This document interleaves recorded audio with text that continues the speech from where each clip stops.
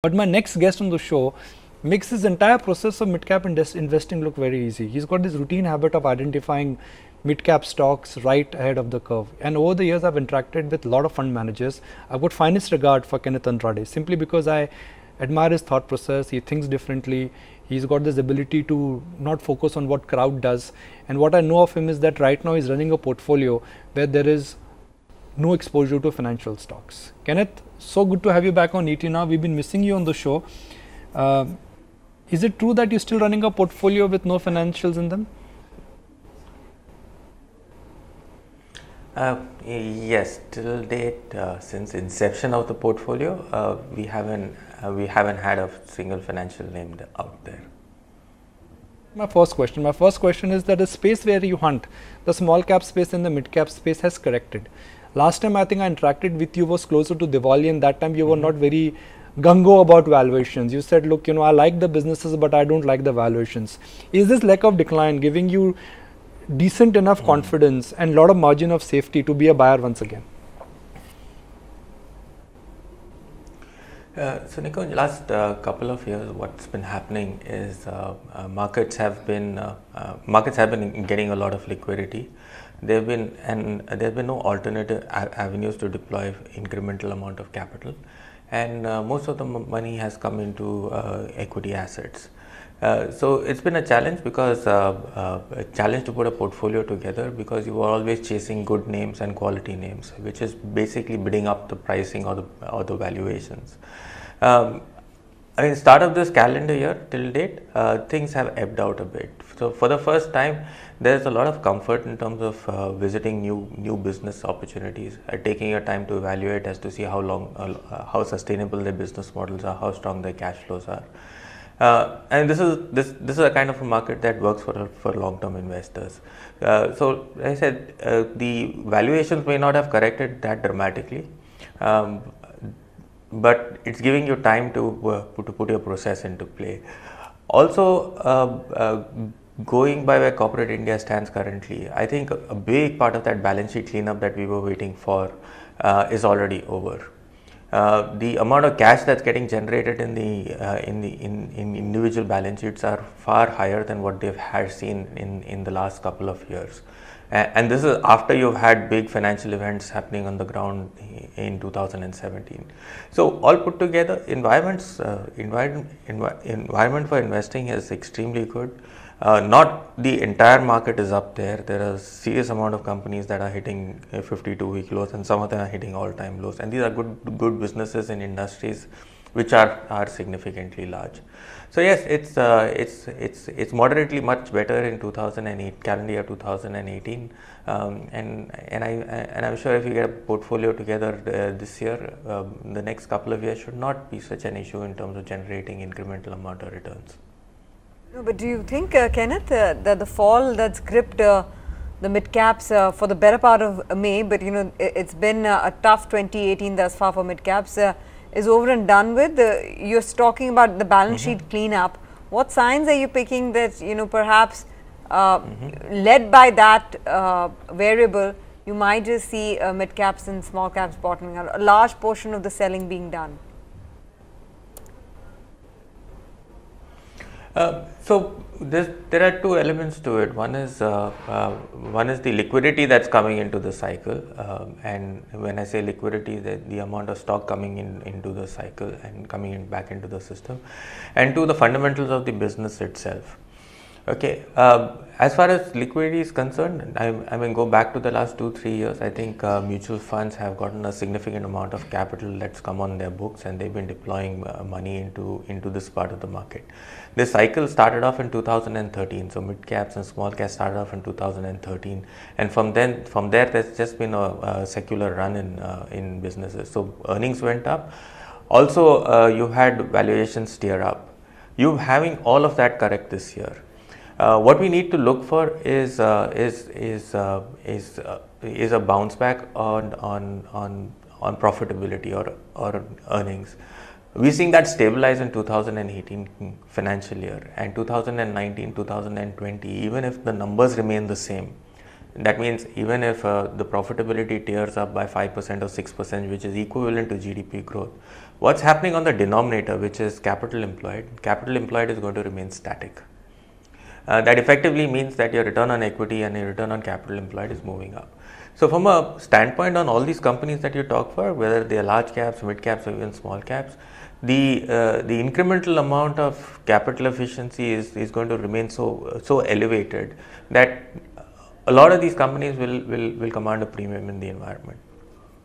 So I'm not too worried about quality businesses or good companies out there tearing lower in terms of price earning multiples. I just want the profitability to bounce back significantly over say the next 4-year period. Okay, so let's drill it down to specifics, because as part of your commentary you're saying you have no investments in technology, pharma, financials. We would come to that in a bit, but in a very micro segment I see you finding potential. Worst regulatory woes for cable business behind us. One of your holdings is Hathway Cable and Datacom. Explain the rationale, because this is also a business where there's a lot of capital that's pumped in. It's long gestation, and the costs are high on running operations.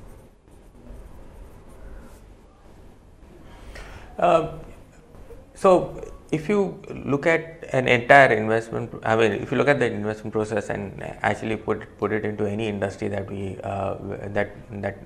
invest capital in, we tend to believe that the business is at that inflection point where profitability will be ahead of the capital deployment. So the capital intensity of the business, it currently exists and it's not going to go away, but incremental amount of subscribers that will come on book are going to be reasonably slower than what you've seen in the past. So a lot of the build up of the networks have already taken place, and I think that's what's happening with the entire space out there, and it's not one or two companies. Our sense is that it's happening with every single company out there. Large part of the networks are already built out, and most of these companies and most of the assets are already positioned in terms of monetizing them over the next 2 or 3 years with new streams of revenue and new streams of business opportunities which are there. So from a price point, and from a replacement cycle also of some of these companies that are there, a lot of them trade at cost of acquisition of the customer, which is to an extent trading at virtually replacement cost. So that's what we like about any business that we actually touch, and this is one business that fits our parameter out there.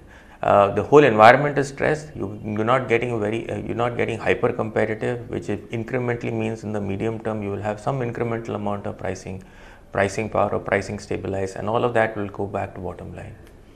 Okay, that's as far as the profit and loss accounts are concerned. Income statements are concerned. On the balance sheet side, you've already seen a large part of the investment already in play. So balance sheet growth will not be as high as you've seen it happen in the past. So these are two variables that we look for in any of the categories that we invest in, and that's how we put most of our money to work. Currently markets are rewarding companies which are growing without raising capital. Consumer companies, maybe brand owners. What is your view on some of those? Because you've owned some of these names in the past. I mean, in your good old mutual fund days, when I looked at your portfolio, you had Titan, you had Blue Dart, you had I guess Nestle also at some point in time, Page Industries, yes, how can we forget that? What's happening to that end of the market? Because markets are giving disproportionate amount of weightage to companies which are growing without raising fresh capital. Yeah, so Nikunj, if you just step back into the time when this entire process was constructed, we were fortunate to be in a phase, and that was a decade, where the entire consumer basket was going through a cyclical low. Companies in the beginning of the decade or the beginning of the century were struggling with single-digit growth to almost negative growth, and it was not. And we effectively we identified a business which was going through a cyclical down cycle. Okay, and all the consumer names fitted in there. at the same time, when you're going through a down cycle, a lot of these companies had already consolidated their businesses and they were throwing out enormous amount of cash.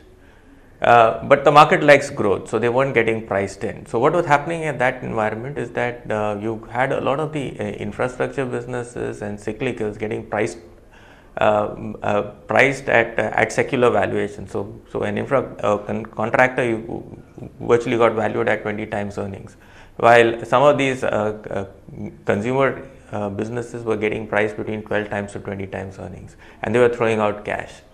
So I think we had an arbitrage of valuations that were there, which as an organization we put it into play. So that's where the process starts. So it was not consumer names, high efficiency on capital. They were there at that point in time, and they are there now. The difference between then and now is that the price earning multiples have tiered higher. As an investor, I'm not willing, or I don't know how to make money from buying a business at 30 times and 40 times multiple. Sure, there is in a country like India where there's a demand for everything, there is a linear growth in demand, and a lot of these companies will continue to grow. But as an investor, I need low valuations to start with. They usually come with low growth. Once we position a portfolio into an industry with both these characteristics, we wait for the cycle to come back. And I think when the cycle comes back, then growth goes higher and price earning multiples expand. So we need both these variables working for us to create that long-term compounding story. And we've been finding elements of, and we're finding small pockets that do exist in markets, and we've been able to find it in virtually every cycle. So do you have more ideas and less money? I mean, is it one of those markets where you're feeling like a kid in a candy store, you want to buy everything but you don't have the money to buy everything? No. I don't think that's the case out here. It is a fairly well discovered market just now. I don't think there is anything that is not discovered in capital markets today. And the easier process in 2017 and 16 was raising money. Deploying money was the more difficult process. Today, I think it's fairly balanced out. You're still getting long-term capital that's coming on book. The ability to buy companies, it's eased out a bit at this point in time. But I can't say I feel like a kid in the candy store. It's not that environment yet. Next question is that, you typically say that, look, you like to buy news or bad news when it is temporary in nature. You like to buy, let's say you bought into agrarian and rural businesses couple of years ago because your view was that, look, that is the bombed out part of the economy, and if that problem becomes better, then the enablers will start making money. So have you identified any other similar theme where right now there is uncertainty which could be temporary in nature, but that is also giving you a buying opportunity? So when we look at that theme in continuation, I think it's been just about 2 years since it's been in play, and maximum and it still remains in continuation. So what happened in 2017, a lot of these companies had valuations that went against them. All of that has normalized in 2018, which is what is the good point. From an industry standpoint, there is no fresh capacity that's come into the system in any of those verticals that are there. So from a long-term perspective, supply is still constrained. Demand is a question mark, and if demand grows higher than what supply is coming in, that part of the economy can still expand itself. So all we tend to look for is where supply constraints are coming, where supply constraints are, and if demand is growing faster than supply over the medium term, that's where the industry gets pricing power. I think we find it in power generation and utilities to an extent. We find it across the media chain because last year has been it's fairly brutal as far as the environment is concerned for whether it's advertising or whether it's expanding your franchise in the media business. Consumers have taken a bounce back currently, so they are almost mid-cycle in terms of their rebound currently. So there are spaces that exist.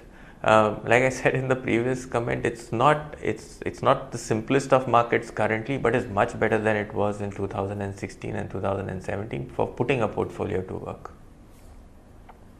You mentioned that some pharma stocks or companies may make a comeback. Qualify that statement. What kind of businesses do you think would be able to work their way through the problems that they're facing with the US FDA back home, the pricing in the generics market overseas?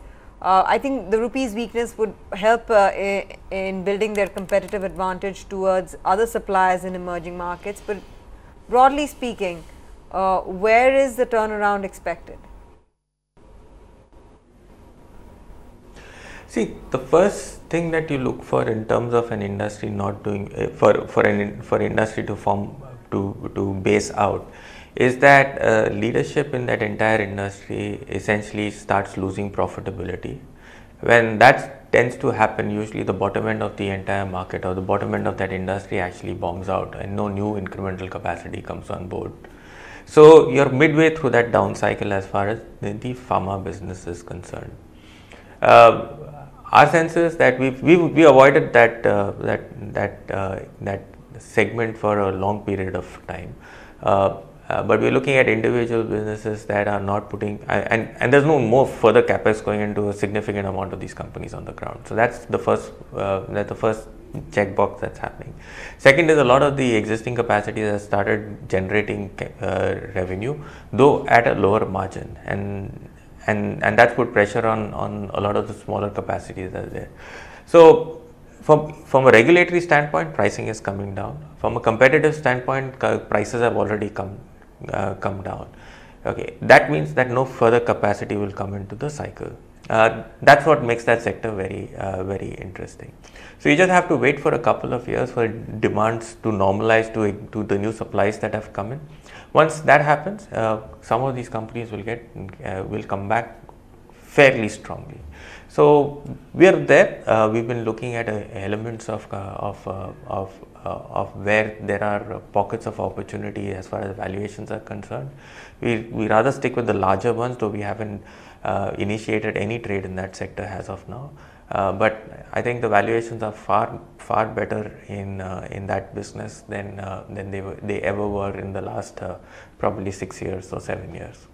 Okay, so the technology business went through a cycle very similarly about 2 or 3 years back, and you've seen how that has evolved into 2018.